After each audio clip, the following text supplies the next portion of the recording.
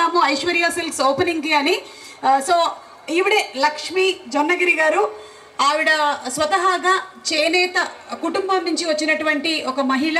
అయితే కేవలం చేనేత కుటుంబం నుంచి అక్కడే ఆగిపోకుండా ఒక షాప్ పెట్టి ఎలా పైకి రావాలి అనే దానితో పోరాడి మరి ఈ రోజున ఇలాంటి బ్రాంచెస్ని ఓపెన్ చేశారు. ఆవిడని ఎంకరేజ్ చేయాలి అనే ఈరోజు నేను ఇక్కడికి రావడం జరిగింది. మీకు హార్టీ కంగ్రాచులేషన్స్ అండి. చూడు మా ఆడవాళ్ళ మొహాలు ఎంత కళకళ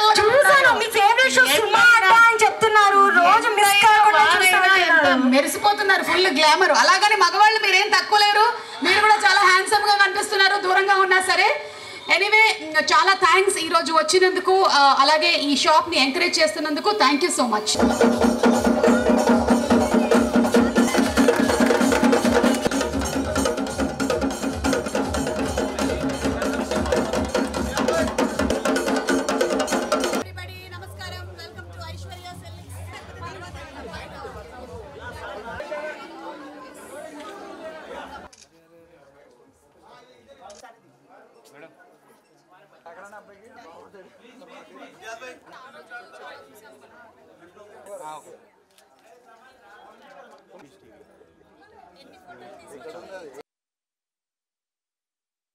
ఐశ్వర్య సిల్క్స్ ఓపెనింగ్కి రావడం జరిగింది శంకర్పల్లి. అండ్ లక్ష్మీ జొన్నగిరి గారు, ఆవిడ చేనేత కుటుంబం నుంచి వచ్చారు.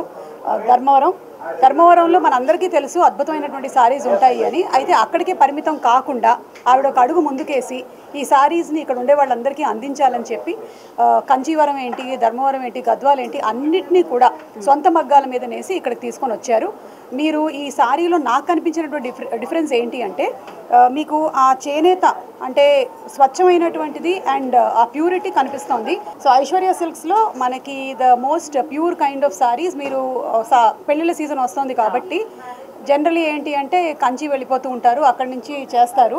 కానీ ఈ కాంచీవరం సారీస్ అన్నీ కూడా ధర్మవరంలోనే వాళ్ళు నేసి ఇక్కడ తీసుకొని వస్తూ ఉన్నారు.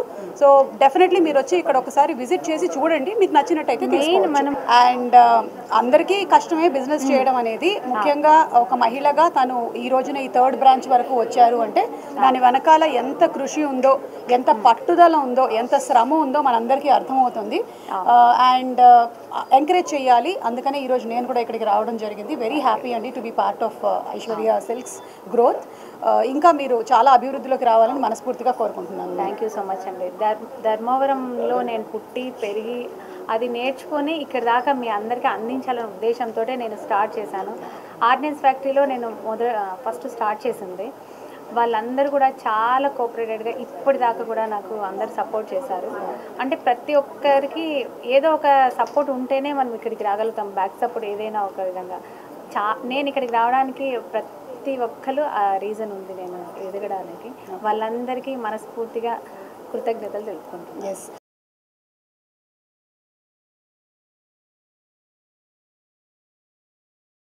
బాబు, పుష్ప అంటే ఫ్లవర్ అనుకుంటున్నావా? కాదు, సుమ అంటే ఫ్లవర్.